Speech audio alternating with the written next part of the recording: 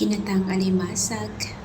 Ito yung best ulam talaga, nakakaubos ng kanin. So, meron tayong malunggay, kalabasa, at saka yung mga sibuyas, luya, at saka syempre yung gata.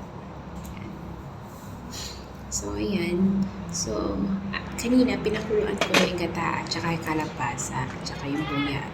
So, hindi ko na nakuhanan. So, pagluto na yung kalabasa, so lalagay na natin yung crab kasi yung crab pinakuluan na din. So, kaya mabilisan na lang talaga ito eh.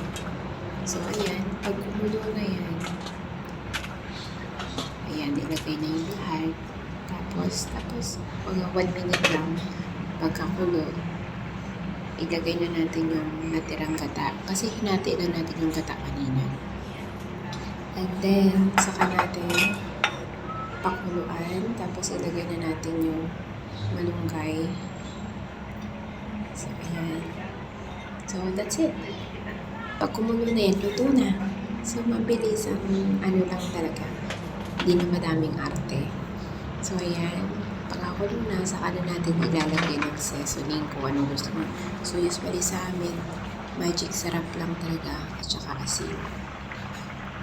So, nilagyan na namin ng magic sarap yan at saka asin. Tapos, ayun na. Ready to eat.